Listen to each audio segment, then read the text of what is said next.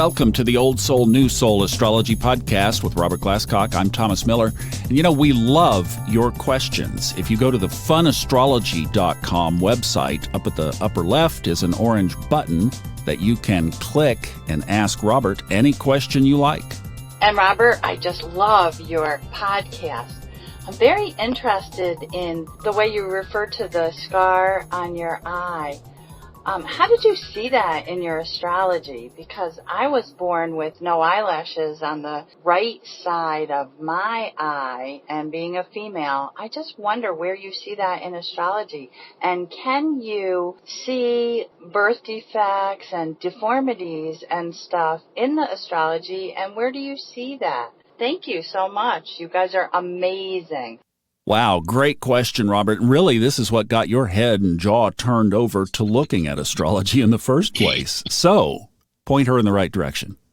Okay. Love the question because it takes me back to day one with astrology and me.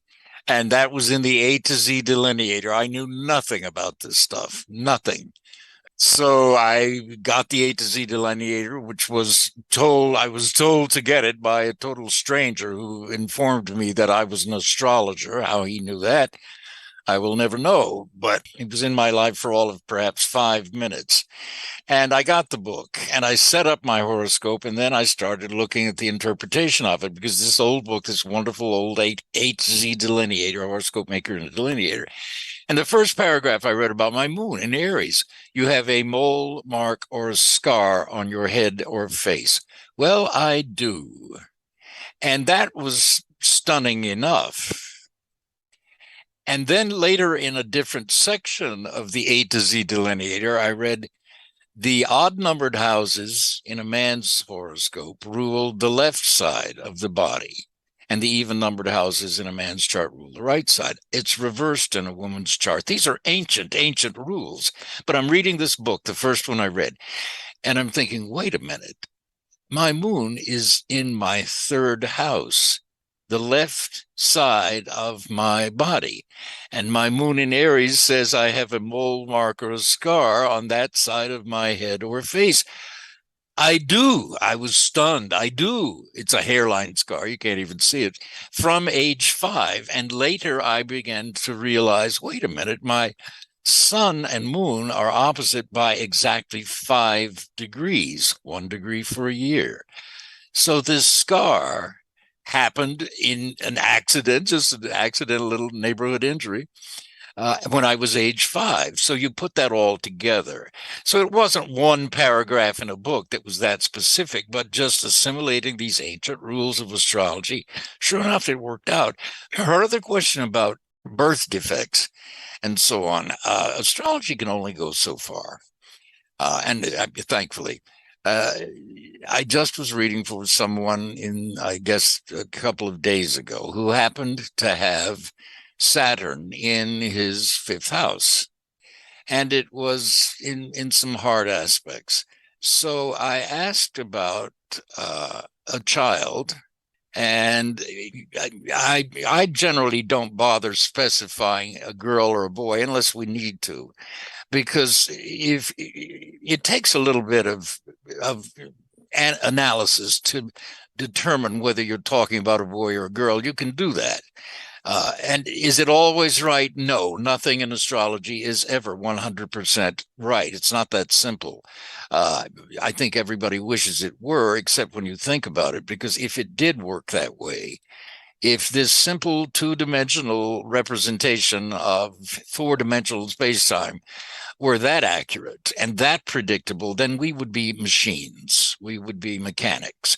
And we're not. There's so many elements that come into play here. So, but you can absolutely look at Saturn in the 5th house, let's say in a natal chart, and know that children, whether they have them or not, is an issue, probably a karmic issue in this person's life, that they may have a child who does have In other words, I'm concerned about this child because I have Saturn there. What does concerned mean? Does the child have a birth defect, or are they simply a difficult child, and so on? And continuing to look at that Saturn and look at its aspects, you can then begin to accrue meanings to it and get a little more and more specific.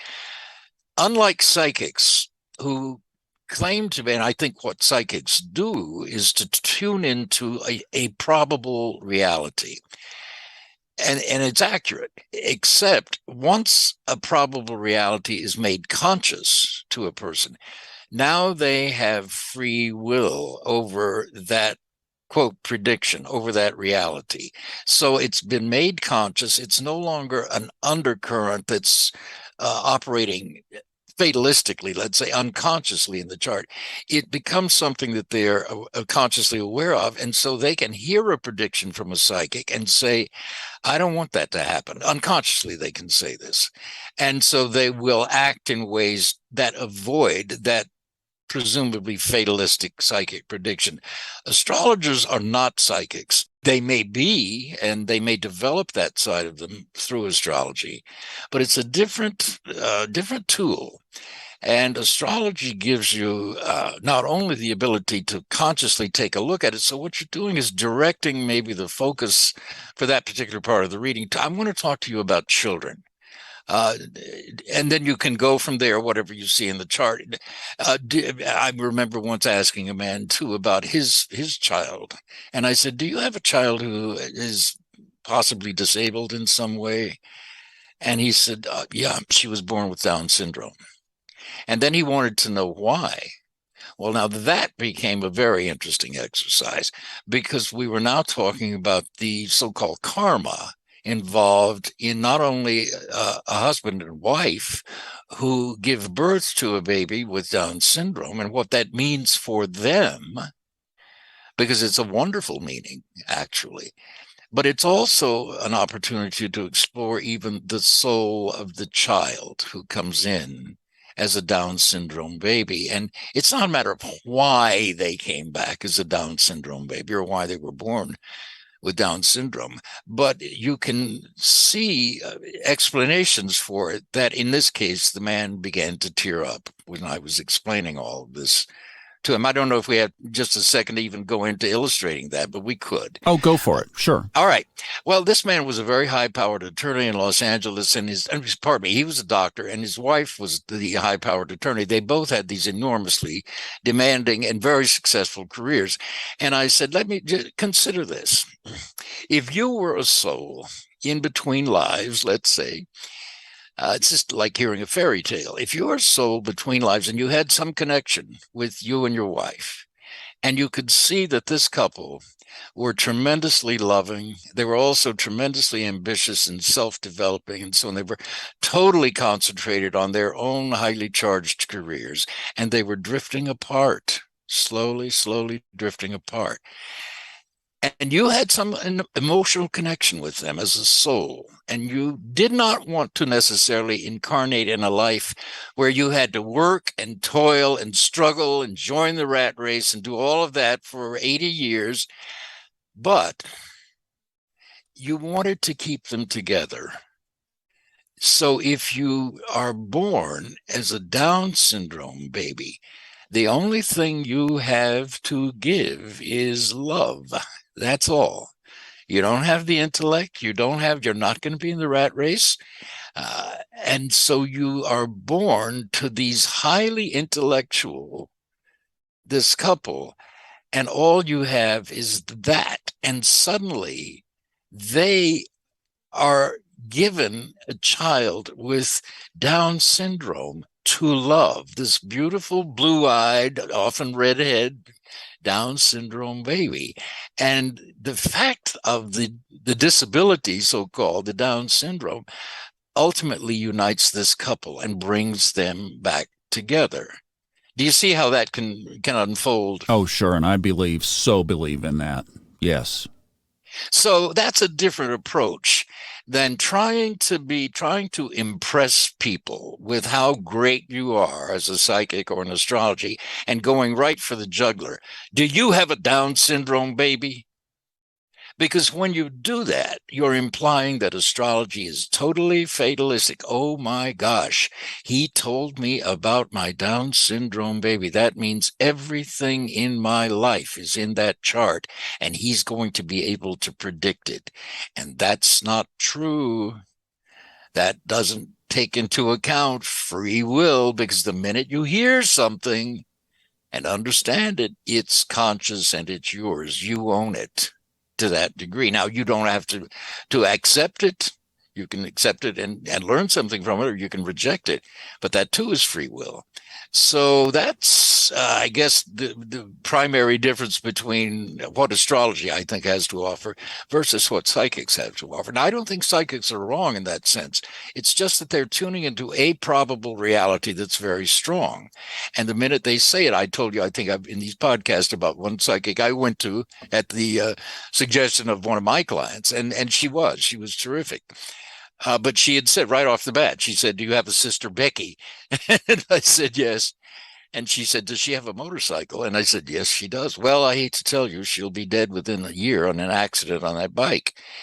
And of course, my sister is still alive. She sold the bike. But I understood that psychic had tuned in to a very probable reality in which my sister did die on. But my sister, for her own reasons, sole reasons, decided not to. So that's how that works. She hit the frequency. Yes. All right. Robert and I just took a minute here to compare the current. You can get the A to Z horoscope maker and interpreter. That's a different name, right? Delineator. Now it's called interpreter. See, look at the cover. A completely different title. Yeah. And see, we were looking here because I got the book. Obviously, Robert talks about it, so I wanted to get this. And if you go to the section of the moon in Aries, I'm going to tell you, Robert and I just compared notes on this thing. This book has been revised, as it says, revised and expanded. And that little section, unfortunately, no longer has mole, mark, or scar on the face or neck. There are a whole bunch of sections in the current book that were not in the book that Robert found in the mid-'60s in that Pickwick bookstore in Los Angeles. So the couple of things, if you could search for a used book, find one that is, Robert was thinking, what you think about the 40s, the 1940s maybe is when it was revised? Well, the version I got was a used book, and it was written in the 40s, and that was already a revision of the original edition of it, which, to my recollection, Llewellyn George wrote that either around in the late 20s or maybe up through the mid-30s, somewhere in there. It's been so long. But it was all, even the used book that I got was already revised. And of course, the title was different. It was A to Z Horoscope Maker and Delineator. That was the name of the book. Well, so now, see, nobody today title. Can say delineator, so it's interpreter. True. Even I have trouble. All right. Now, there are a couple of ways to backfill this, though, and I wanted to mention this, and this is good. So one that I would bring to the table would be Judith Hill is great on medical astrology. So if you get Judith Hill's paperback book on Amazon, that's going to give you a great resource. And then, Robert, you were talking about Sepharial. I'm going back to the beginning here, Thomas, my beginning anyway. Sepharial's Manual of Astrology was actually suggested to me by Linda Goodman. She said, "Have you ever read that?" No. So, of course, I got a copy. Obviously, it was something that she had read, and her teacher was a man named, an astrologer in New York called Lloyd Cope. So she had studied with him, and these are these old books that are all very fatalistically written, and the whole approach to astrology in those days was very fatalistic. So you read these things and they sound, "Oh, this is going to happen. This is all mechanics. This is the way it is." Well, of course, we have a different understanding of astrology today, but nonetheless, you can still pick up a ton of information from these old books and just try it. I'm a big believer in trying it. See if it works for you. If it doesn't, put it aside. Maybe you'll come back to it. Maybe you won't. There are a lot of techniques that I've tried and do not use simply because I never found that I don't use Chiron, for example, not because it doesn't work. It's just that I've never found anything by using Chiron that I don't already get from the horoscope.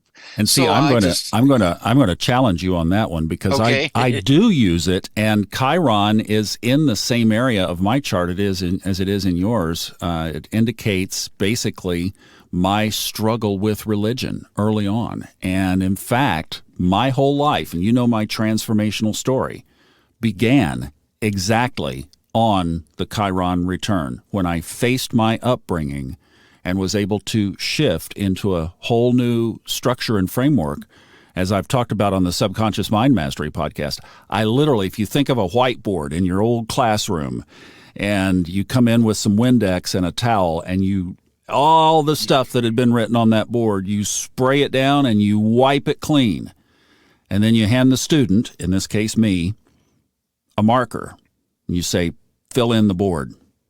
That was my Chiron return. And the first place I understood was I have been hurt, this wound of my religious upbringing, creating a paradigm in me that I still am pulling roots. In my chart, the same indication is shown in my Jupiter square Uranus. Uranus is in Gemini in my 6th, obviously in a mental sign. It squares Jupiter in Virgo in my 9th of religion. So that's where I got that from my chart, because very early on, at around 10 years old, I began to think, I don't believe this story. I don't believe it. And you have Chiron in your ninth. I don't know. Your really ninth don't know house. because, all right. But you see, but again, it's something I've never found a thing through Chiron that I don't already see elsewhere. Yeah. So, yeah. And it's fine. Like I say, it's not that it doesn't work. It's that for me, it's unnecessary. It's just something else. So there are a couple of ways that you can back into this. So you can get the A to Z horoscope maker and interpreter in modern language. And I would recommend it. Is chock for 500, almost 600 pages of stuff.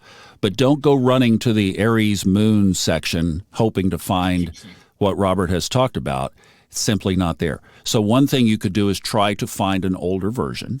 Second thing is you could get the Sepharial manual and get it off of Amazon, because there are 4 books combined. If you go looking around for the PDF online, typically it's only one of the 4 books, but there is a paperback on Amazon that has all 4 together.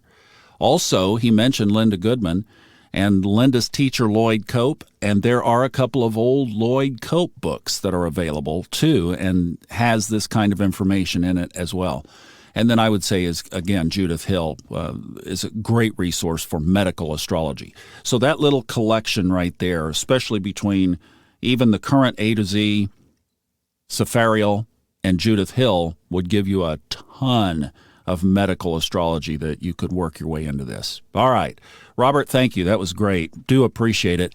And if you'd like to talk to Robert about your own chart, we have all that information, plus our extended Discord channel where this conversation continues. That's the Fun Astrology Podcast Discord channel. It's free to join. Kristen Lawhead is our master of ceremonies over there, and she does a great job. And all of Robert's books from Amazon are also direct linked right there in the show notes. Thanks so much for listening, Robert. Thank you for that great information. We'll see you next time on the Old Soul, New Soul Astrology Podcast with Robert Glasscock. Thanks for listening.